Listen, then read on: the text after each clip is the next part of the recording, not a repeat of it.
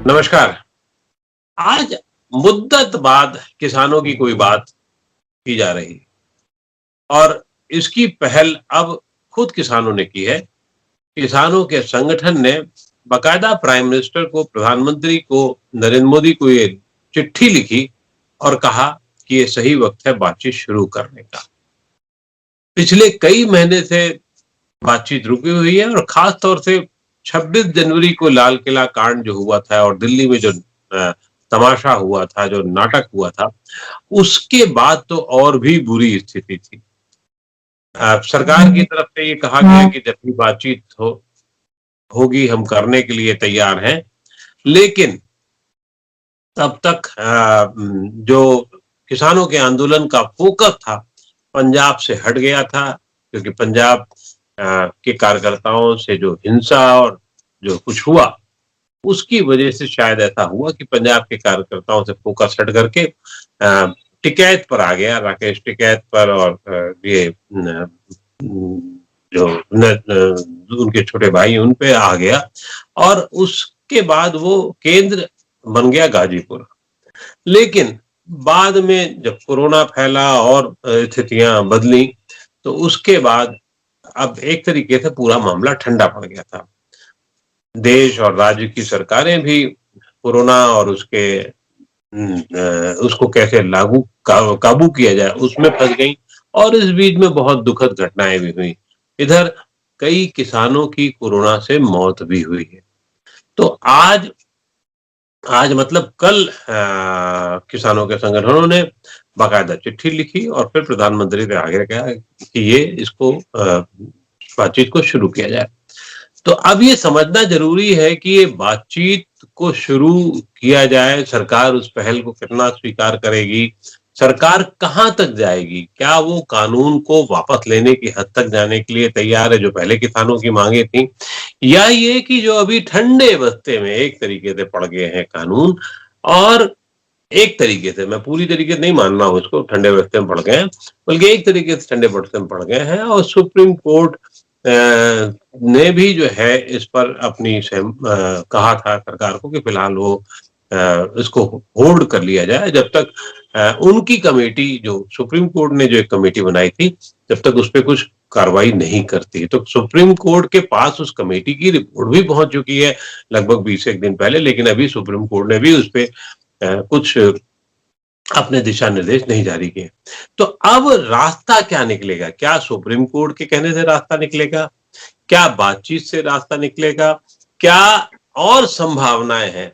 इन सब संभावनाओं पे हमको बात करने के लिए हमने एक ऐसे शख्स को बुलाया है जो किसानों की समस्याओं को लेकर के जड़ तक जुड़े रहे हैं और उसको बहुत अच्छे तरीके से, ये नहीं कि सिर्फ अभी के आंदोलन की, पहले से भी बहुत अच्छे तरीके से समझते रहे हैं।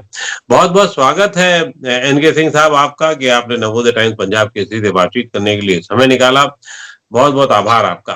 तो अब आपको क्या लगता है कि ऐसी स्थिति में सरकार क्या करेगी? निमंत्रण स्वीकार करेगी तो वही शर्तें होंगी या क्या होगा?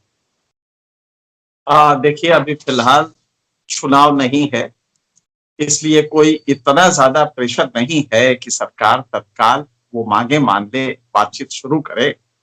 ये इशू नहीं, इशू कुछ और है। आपने अभी देखा होगा इंटरनेशनल प्राइसेस फास्फोरिक एसिड के बढ़ गए। नतीजा ये हुआ कि डाई अमोनियम फॉस्फेट, जिसमें कि 18% नाइट्रोजन, 46% फॉस्फेट होता है, वो आप ताज्जुब करेंगे कि अचानक बहुत तेजी से उसके प्राइस इंटरनेशनल बढ़े। लिहाजा भारत में कंपनियों ने, जिसमें इफको भी था, उन्होंने कहा साहब इस रेट पे तो हम नहीं बेच सकते। लिहाजा उन्होंने अचानक इसको 2400 रुपए प्रति बैग कर दिया।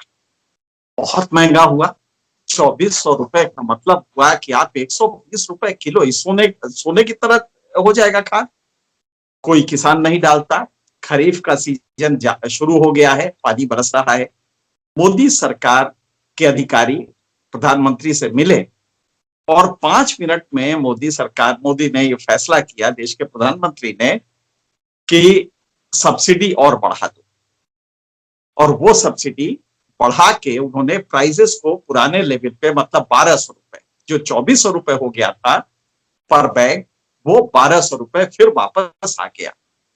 सरकार को इसमें खर्च 14,700 करोड़ रुपए का होना था। और ये सिर्फ खरीद का ध्यान रखिएगा, जिसमें डाई अमोनियम फॉस्फेट बहुत ज्यादा नहीं पड़ता है, असली तो रबी है जिसमें सबसे ज्यादा पड़ता है। तो इसका मतलब सरकार ने एक फैसला लिया किसानों के हित में, जिसमें कि इस समय 14,700 और उस समय करीब, हमारा ख्याल है, कैलकुलेशन है 22,000 करोड़ रबी में और देना पड़ेगा। अगर आपने अभी दिया है तो उस समय कैसे नहीं देंगे, या तो इंटरनेशनल प्राइसेस नीचे आए, वैसे जिसकी उम्मीद है कि इंटरनेशनल प्राइसेस नीचे आएंगे फास्फोरिक एसिड के, और तब हमें ये सस्ता पड़ेगा। लेकिन अगर ये नहीं हुआ तो आपको 22,000 करोड़ और लगाने पड़ेंगे।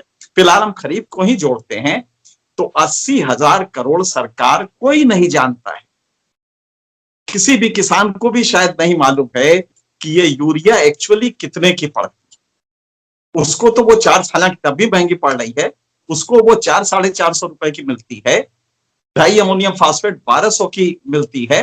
हकीकत यह है कि इस पे गवर्नमेंट की सब्सिडी बहुत ज्यादा होती है। अब ये सब्सिडी सरकार ने कबूल किया और अचानक, जबकि आपके पास रेवेन्यू नहीं है, कोरोना काल का ये दूसरी लहर है, तीसरी लहर आने जा रही है, संसाधनों में आपको हेल्थ सेवाओं में काफी कुछ खर्च करना है, और वो नहीं खर्च करेंगे तो देश कोरोना से मरेगा। और अगर खर्च कर देते हैं तो अगला देखना होगा किसान भूखमरी से तो नहीं मर रहा है। इस पैराडॉक्स में 15,000 करोड़ अचानक निकाल देना, ये एक बड़े कलेजे का काम था जो कि प्रधानमंत्री ने किया, इसमें कोई दो राय नहीं है। किया क्यों, इसके पीछे असली बात क्या थी? यही किसान आंदोलन था।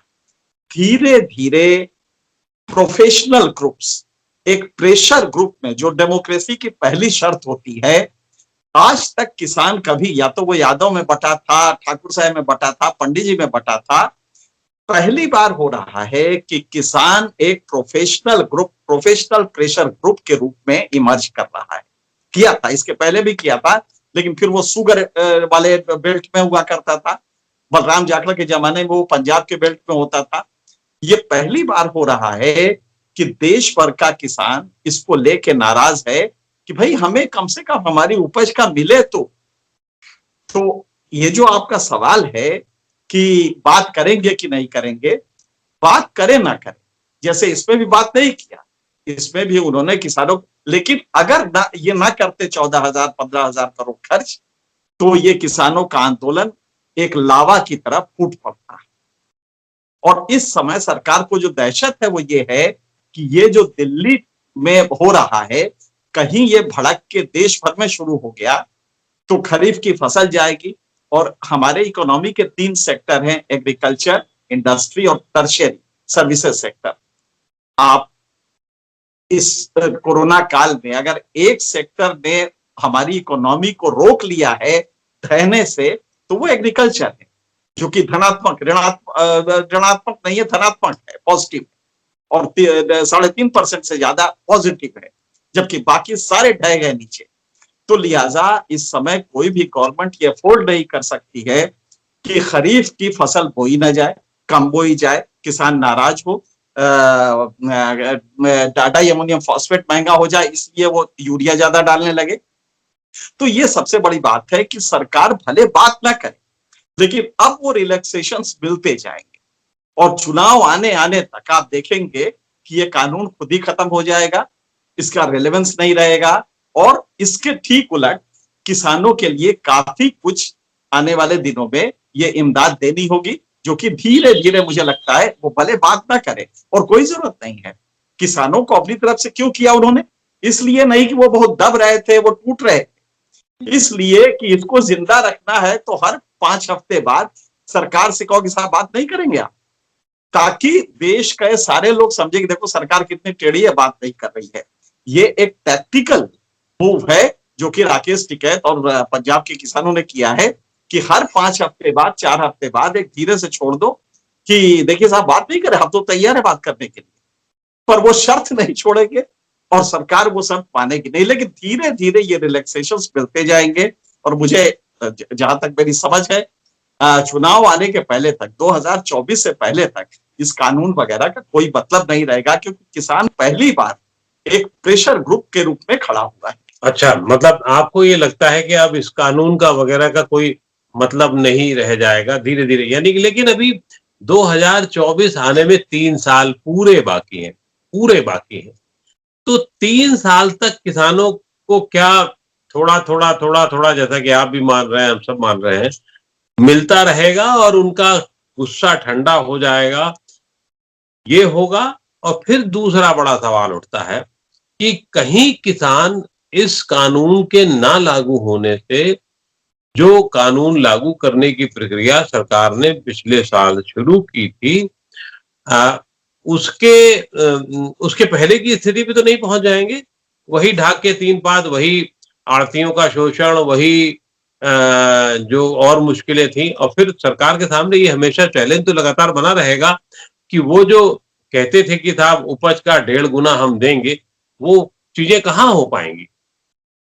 नहीं, 1.5 गुना तो उससे तो कोई नहीं रोक सकता। वैसे सवाल आपने बड़ा रेलेवेंट किया है, बड़ा वाजिब सवाल है कि इसके आगे कैसे, मतलब किसान कैसे जाएगा, और सरकार ऐसा तो किसान फिर तो वापस नहीं पहुंच जाएगा। सरकार के किसी कानून बनाने से हमेशा शक रहेगा कि ये एक्सप्लॉयटेटिव तो नहीं है, और ये हम लोग 70 साल से देखते आ रहे हैं कि इन कानूनों का कोई मतलब, इन संस्थाओं का कोई मतलब नहीं होता है, क्योंकि वो जो नेक्सस है अंबानी और किसी कलेक्टर का, क्योंकि कलेक्टर के बेटों के अंबानी के फैक्ट्री में नौकरी मिल जाए जब वो सॉफ्टवेयर करके आ रहा होगा।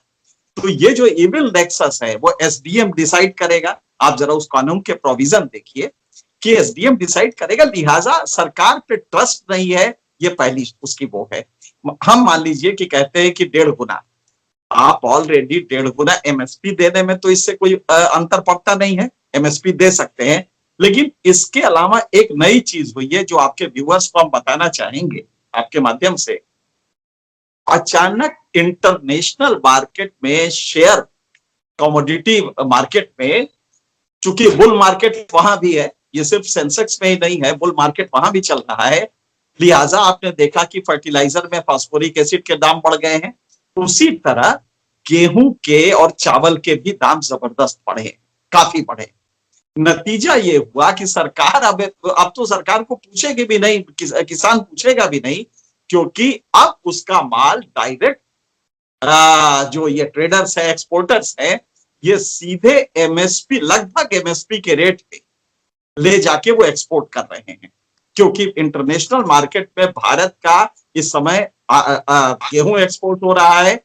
चावल में तो इतना आगे हो गए कि वियतनाम ऐसा देश हमसे 1 मिलियन टन चावल लिया है। तो देखिए इस समय टारगेट है 10 मिलियन टन आप चावल एक्सपोर्ट करने के स्थिति में है, और लोग ले रहे हैं। और कौन से ले रहे हैं? वो जो दुनिया के बड़े एक्सपोर्टर हैं। वियतनाम हमसे चावल लेगा, थाईलैंड हमसे चावल लेगा, ये तो कभी सोचा भी नहीं था, और बाकी ममालिक में भी जा रहा है। लिहाजा हम इंटरनेशनल मार्केट में खड़े हो गए हैं।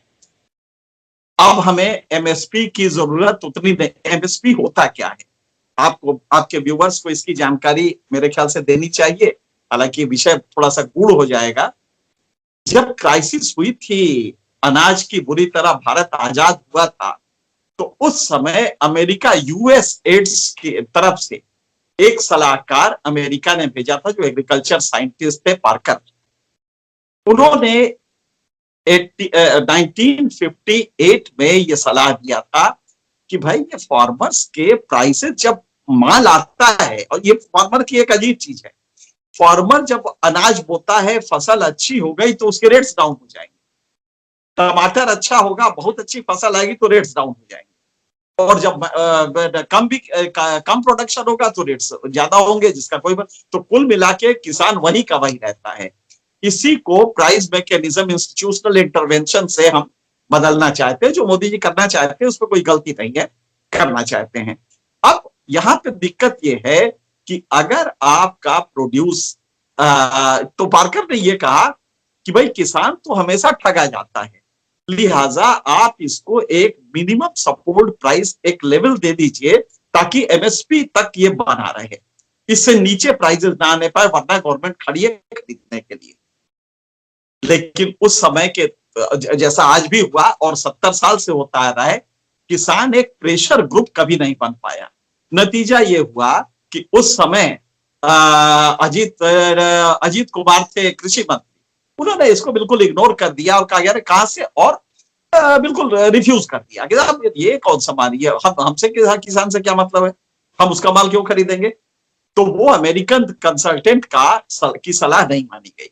आप ताज्जुब करेंगे कि 1964 में एक स्वयं ही बहुत बड़ा कृषक सी सुब्रमण्यम कृषि मंत्री बनते हैं और उन्होंने इमीडिएटली इस सलाह को माना, और उनका जो मकान था कृषि के क्षेत्र में बहुत ऊपर था, उन्होंने इमीडिएट, और यहां आप ताज्जुब करेंगे कि सारे फाइनेंस के लोग, सारी फाइनेंस मिनिस्ट्री मतलब बिल्कुल ऐतराज करती रही कि नहीं साहब बिल्कुल नहीं कर सकते, इस डेट का ये रोल थोड़ी है, ये हम कहां से लाएंगे, हम नहीं देंगे आपको।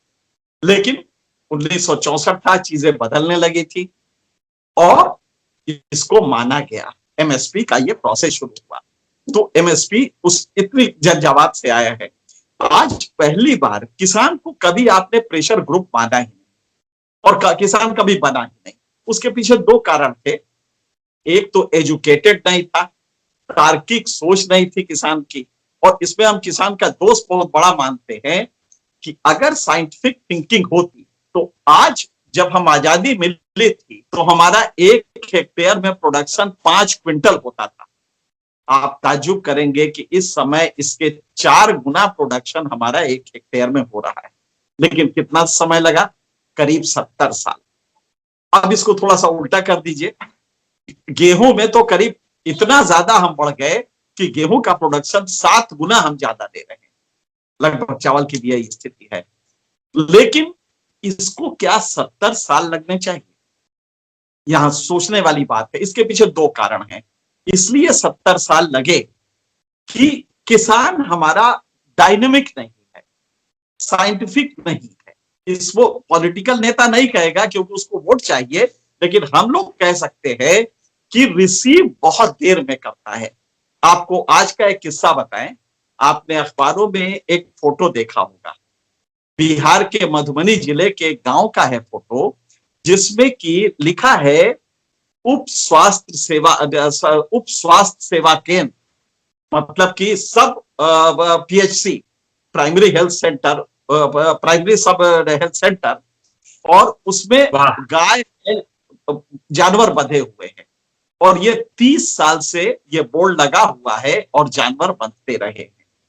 ये कैसे संभव हुआ? उसमें एक एएनएम भी नियुक्त है, और पूरे हिंदुस्तान उत्तर भारत के आप गांव में चले जाइए, प्राथमिक चिकित्सा तो आपको मिलेगी, स्वास्थ्य केंद्र मिलेगा, लेकिन डॉक्टर नहीं मिलेगा।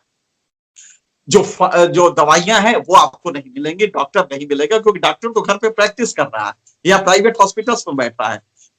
क्यों हुआ ये? 30 साल से बिहार के उस गांव ने कम से कम 6 सरकारें बदली हैं, अगर 7 नहीं तो 6 सरकारें बदली हैं अपने वोट से। कम से कम 3 बार उसने ग्राम प्रधान मुखिया चुना है, ब्लॉक प्रमुख चुना है, उसने जिला परिषद चुना है। लेकिन आप ताज्जुब करेंगे कि वो स्वास्थ्य उपकेंद्र भैंस के लिए ही और बछड़ों के लिए और बैल के लिए ही वो रह गया है। इसलिए कि किसान का वो जो थिंकिंग थी, जिसमें वो कलेक्टिवली प्रेशराइज करता, वो नहीं कर पाता है। अब ये पहली बार हुआ है कि किसान एक सॉलिड पॉलिटिकल प्रेशर ग्रुप के रूप में इमर्ज कर रहा है। हम इसको बड़ा शुभ संकेत मानते हैं, लेकिन खतरा क्या है कि फिर कोई जातिवादी नेता, फिर कोई धार्मिक नेता, कोई कम्युनल नेता इसको फिर से बहा के हिंदू मुसलमान कर देगा, इसको फिर से बहा के यादव और ठाकुर साहब कर देगा, और फिर से बहा के पंडित जी और पासवान जी कर देगा। अगर पंजाब की भाषा में कहें कि जट सिख और नॉन जट सिख में कर देगा वो। बिल्कुल बिल्कुल ये कर देगा। अभी इसका पोटेंशियल है कि भाई तुम कैसे नॉन जट सिख के साथ बैठ रहे हो, और ये कोशिश की थी सरकार ने, शायद नहीं हो पाएगी, अलग बात है।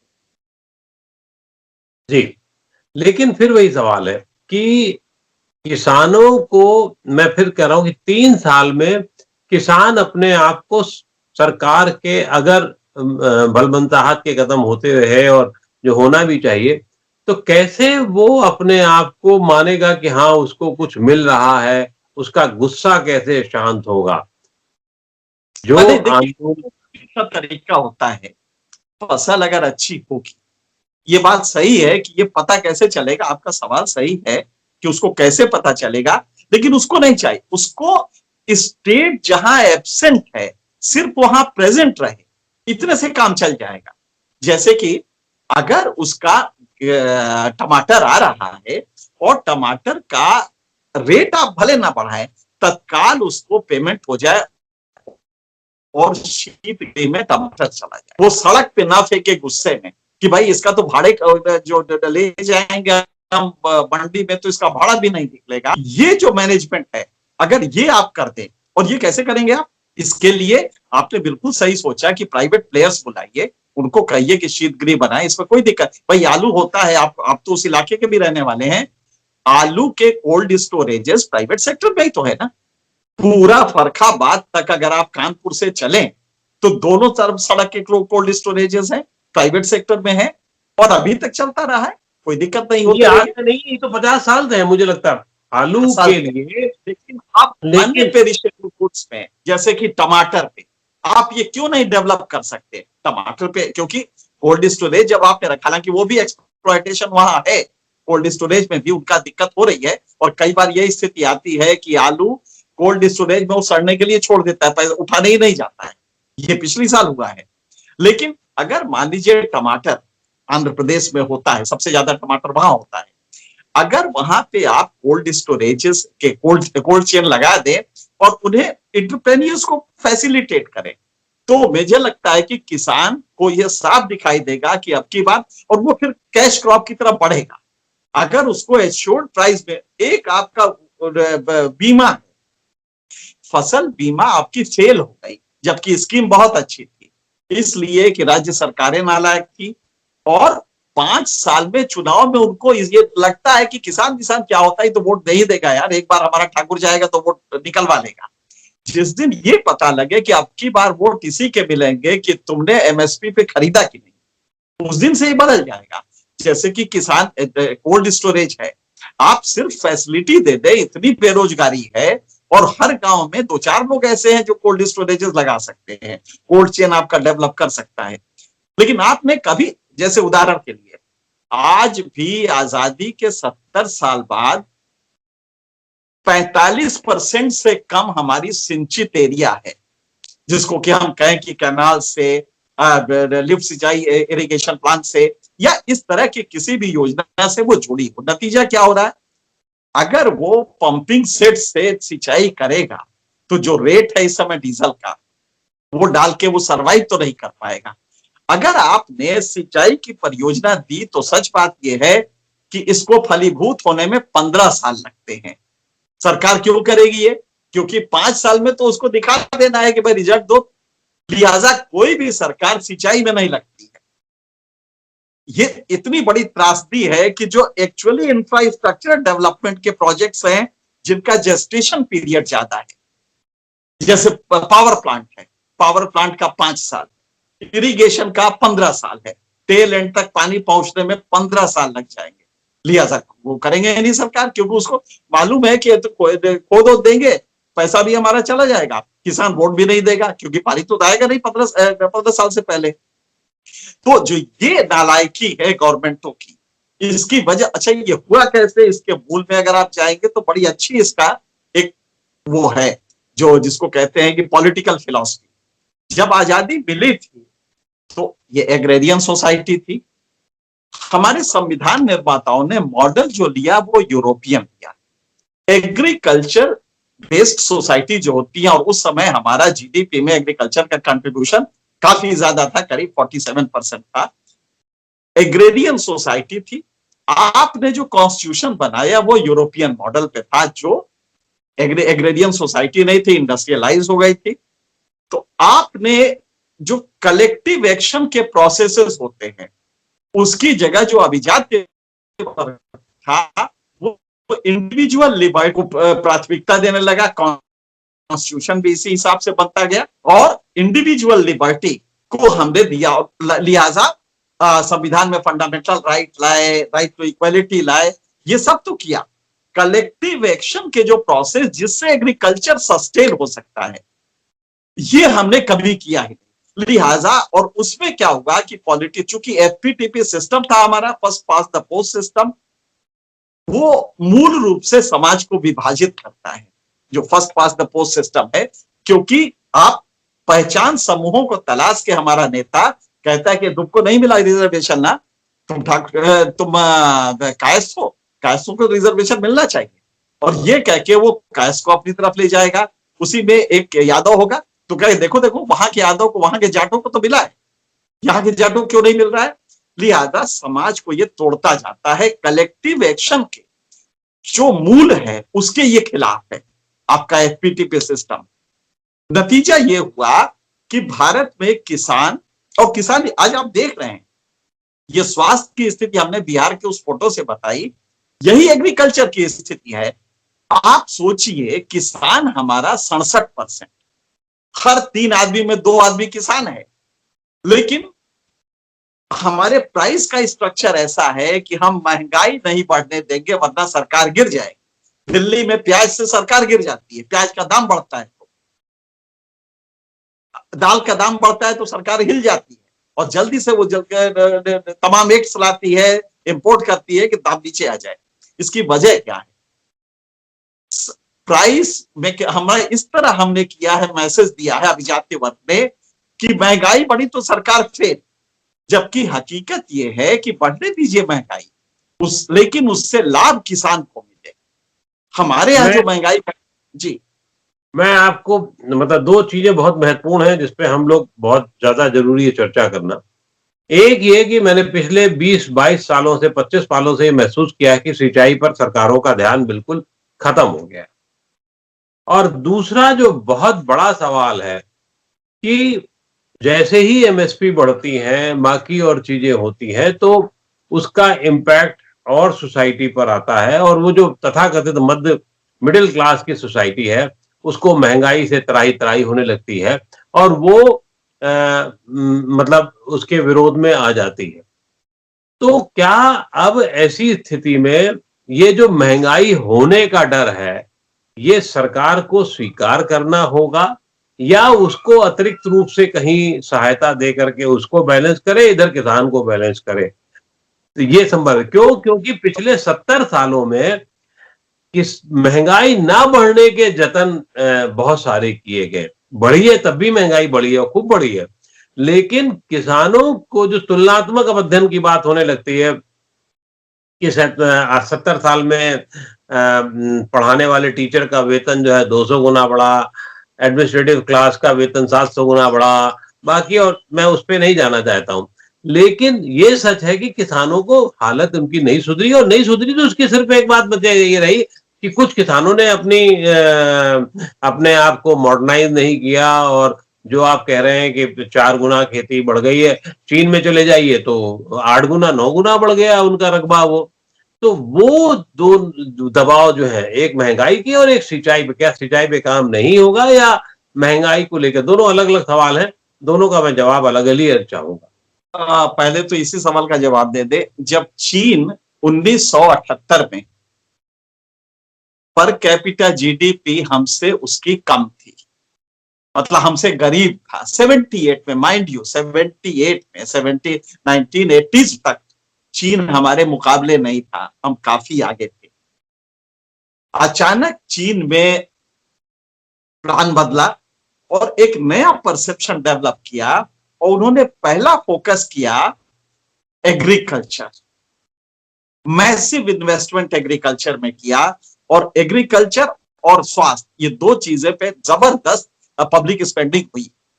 हमारे यहाँ कभी आपने सुना है कि एग्रीकल्चर पे हम मैसिव स्पेंडिंग करेंगे और इसको बाकी चीजें हम रोकेंगे? क्योंकि एग्रीकल्चर से कभी भी हमारे राजनीतिक लोगों को फायदा वोट का नहीं मिलता है, और हम हर चीज जो, जैसे कि महंगाई, जैसे ही महंगाई शब्द आता है तो चूंकि मीडिया भी मिडिल क्लास को कैटर करता है, भाई अखबार गरीब आदमी तो पढ़ता नहीं है, वो बुरहू पतवारू होरी और गोबर तो पढ़ते नहीं है प्रेमचंद के। नतीजा ये होता है कि महंगाई महंगाई एक अजीब सा मैसेज जाता है सरकार की नालायकी का मिडिल क्लास में। और मिडिल क्लास, और वो भी खास करके सर्विस क्लास में, जो अर्बन मिडिल क्लास है, क्योंकि अखबार तो उसी समूह में देखा जाता है, उसी में ओपिनियन बनता है। तो ये एक मैसेज न जाए, सरकार इसकी जुगत में बहुत रहती है। नतीजा ये होता है कि प्राइसेस को दबाने के लिए वो हर कुछ करती। अब जरा सा गौर कीजिए आप, पिज्जा के दाम पिछले 2 सालों में करीब 1.5 गुना बढ़े हैं, लेकिन कहीं आपने सड़क पे लोगों को आते सुना? नहीं हुआ इसका। नहीं। दवा के दाम, पैरा वो पेंटाप्राजोल है, हम उसका जेनरिक नेम ले रहे हैं, पेंटाप्राजोल के डिफरेंट जो वो है कॉम्बिनेशन है, करीब 2 गुना हो गया। लेकिन कोरोना ने तो और बढ़ा दिया। कोरोना ने और किया है। आपने दवा खरीदते हैं तो आप नहीं पूछते, आप पिज्जा खरीदते हैं तो नहीं पूछते, आप चॉकलेट खरीदते हैं तो नहीं पूछते कि साहब कितना बढ़ गया, क्यों बढ़ गया, और सड़क पे नहीं खड़े होते आंदोलन करने। लेकिन गेहूं बढ़ जाएगा, दाल बढ़ जाएगा, प्याज बढ़ जाएगा, आप सोचिए प्याज को लेके कोई गवर्नमेंट गिरती? लेकिन हम गिरा देते हैं, क्योंकि वो हमारे मध्यम वर्ग जो है, जिसे मीडिया भी आता है, मीडिया भी उससे मुतासिर रहता है, उससे मैसेज आता है, वो हमें सूट करता है। लिहाजा हम प्राइसेस नहीं बढ़ने देंगे। प्राइसेस नहीं बढ़ने देंगे तो नतीजा क्या होगा? वो किसान मारा जा रहा है। पिज्जा पिज्जा वही किसान का अनाज है, वही आलू है, वही बेसन और वो है मैदा है। लेकिन जब वो पिज्जा बन जाता है तो वो अनाप शनाप रेट हो जाता है। और आप देखें कि यही अंकल चिप्स, हमारी माँ बनाती थी जब चिप्स, तो कनस्टरों में भरा रहता था, और आलू उस जमाने में सस्ता होता था, खास करके दिसंबर के आसपास, होली के आसपास तक सस्ता रहता है, क्योंकि जनवरी फरवरी में आलू निकाला जाता है, बहुत सस्ता रहता है। उस समय आप इसको साल भर के लिए बहुत अच्छा हमारी माँ बना के रख लेती थी, आपकी मदर भी रखती होंगी। अचानक वो रुक गया, फूड पैटर्न चेंज हुआ, और अब एक कोई बड़ी कंपनी है जो चिप्स बनाती है, जो आलू आज भी 5 रुपए किलो बेचने में मुश्किल पड़ता है किसान को, वो 400 रुपए किलो अंकल चिप्स के रूप में हम खा लेते हैं, तब हमें ऐतराज नहीं होता। ये मार्केट फोर्सेस का कमाल है कि हमारे दिमाग को, दिलो दिमाग को, हमारे सोच को बदल देती हैं। नतीजा ये होता है कि जो सत्ता में बैठे हैं उनका बच्चा भी घर में अंकल चिप्स ही खाता है, और स्टेटस सिंबल बन जाता है। जब 3 बच्चों को लेके बस स्टैंड पे स्कूल की बस के लिए सवेरे माताएं खड़ी होती हैं, तो उनमें बातचीत होती है, इतना नालायक हो गया है, इतना शरारती हो गया है, बिना अंकल चिप्स लिए जाए, और इसको वो फख्र से कहती है। ये स्टेटस कॉन्शियसनेस दिला दिया है मार्केट फोर्सेस ने। लिहाजा हमें बेसिक में जाना पड़ेगा। मोदी जी को सोचना यहां पड़ेगा कि आपको बहुत जनता ने वोट दिया है, 5 साल कोई हाथ नहीं लगा सकता था आपको, और आपने ये कहा भी था कि दूना कर देंगे।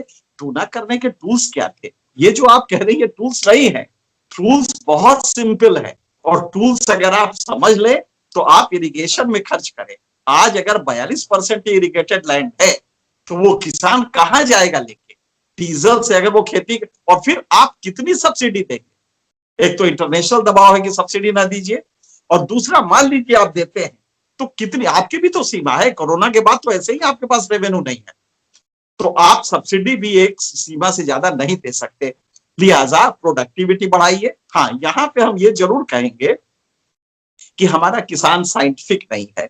मोदी जी ने आने के साथ ही कहा कि भाई judicious use of nitrogenous fertiliser करिए, थोड़ा सा समझदारी से कीजिए, क्योंकि आपकी खेत का टेक्सचर बदल रहा है, सॉइल का टेक्सचर बदल रहा है, उसका पीएच वैल्यू बदल रहा है, और उर्वरा शक्ति कम हो रही है। और आप ताजुब करेंगे, हर बार कृषि को लेके जब एक इकोनॉमिक सर्वे की रिपोर्ट आती है तो लिखा जाता है कि भाई एक्सेसिव यूज ऑफ नाइट्रोजन से उर्वरा शक्ति खेत की कम हो रही है, आप ना डालिए। लेकिन हमारा किसान नाइट्रोजन डालेगा, क्योंकि लहलहाती खेती उसको दिखाई, वो समझता है कि फसल बढ़िया हो, जबकि होता नहीं है ऐसा।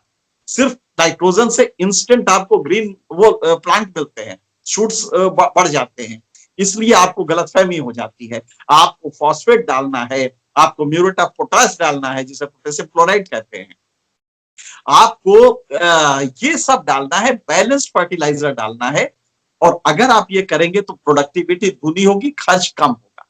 लेकिन आप ये नहीं करते हैं, तो किसान आज आप जरा आप देख लीजिए, रूरल एरिया में कितना जोर लगाया गया कि भाई ये नई बीज है, इसको ट्राई करें आप। जैसे कि SRI, system of rise intensification, ये अमेरिकन रिसर्चर्स ने काफी, अमेरिकन क्या उसमें तो थे तो काफी लोग, ये काफी पहले आया कि हम अपने खेत धान बोने का तरीका बदल दें, और जो मुट्ठे भर लेते हैं उसकी जगह एक सूट ले। और आप ताज्जुब करेंगे, इससे एक तो बीज कम लगेगा, फर्टिलाइजर कम लगेगा और पानी कम लगेगा। उसमें एक नाली बनानी थी। सिस्टम ऑफ राइज इंटेंसिफिकेशन दक्षिण ने अडॉप्ट कर लिया, तमिलनाडु और पूरे ने अडॉप्ट कर लिया। जब ये बिहार और यूपी में आया तो किसी ने नहीं पूछा इसको, जबकि ये बहुत ही, इसमें पानी आपका कम लग रहा था, इसमें आपका बीज ही कम लग रहा था, क्योंकि जहां आप 9 और 10 बीज वो लेते थे, शूट्स लेते थे, ट्रांसप्लांट करते थे, उसकी जगह एक करना है और डिस्टेंस बढ़ा देना है। उसका बहुत अच्छा मैकेनिज्म ये हमारे फॉरेन के उसने किया था, और 3 साइंटिस्ट थे जिन्होंने किया था, और उसको फिर प्रैक्टिकल किया।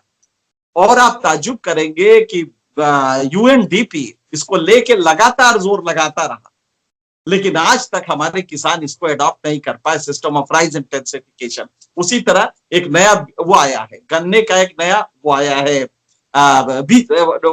नई सीड आई है। और ये हमारे यहाँ बक्सी राम एक डायरेक्टर हुए हैं, उन्होंने इजाद किया था।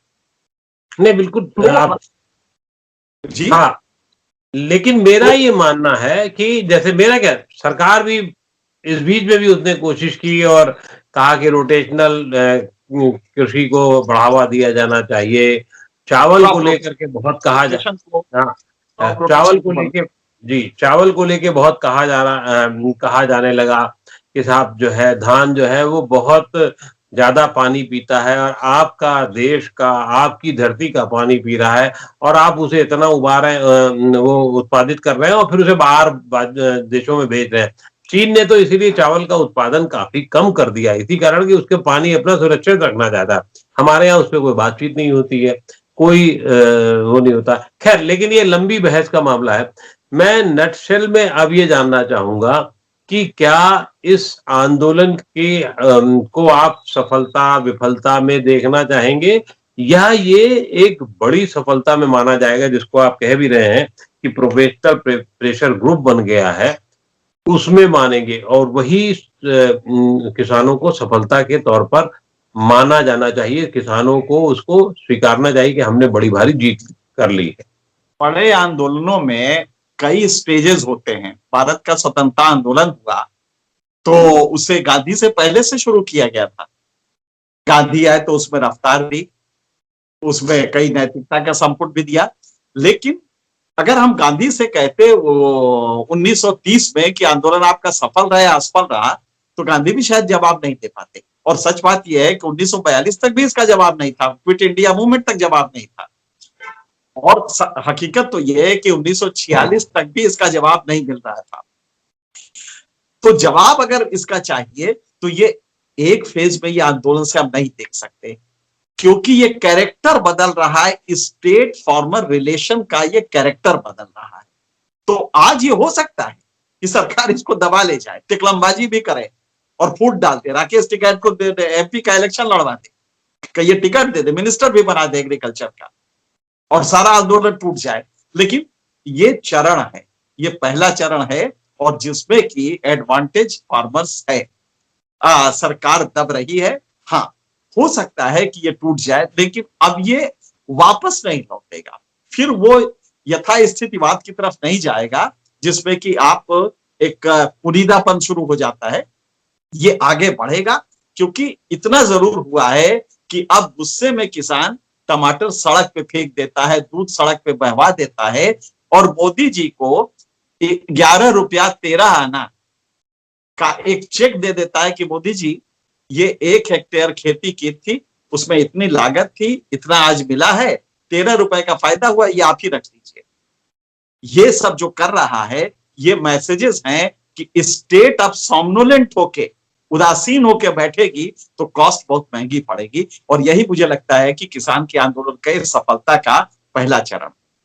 जी, निश्चित रूप से, क्योंकि किसानों की बातचीत और किसानों को की समस्याएं इतनी विशाल, इतनी वृहद, इतने उसके एस्पेक्ट हैं, इतने चरण हैं कि उन सब पे एक बार में बातचीत नहीं हो सकती। लेकिन आपने जो इनसाइट दी वो अपने आप में बहुत महत्वपूर्ण थी कि किसानों को अपने हक के लिए लड़ना ही होगा और लगातार लड़ना होगा, और ये सफलता विफलता एक चरण में नहीं है, आने वाले दिनों में भी देखनी होगी किस हद तक सरकार जाती है, किस हद तक किसान जाते हैं। और हम उम्मीद अच्छी कर सकते हैं, देश के लिए अच्छी कर सकते हैं, उनके समाज के लिए कर सकते हैं, और ये मध्य वर्ग से भी अपील कर सकते हैं, भाई अगर कुछ किसानों को मिल रहा है तो बहुत ज्यादा हाय तौबा मत बजाओ।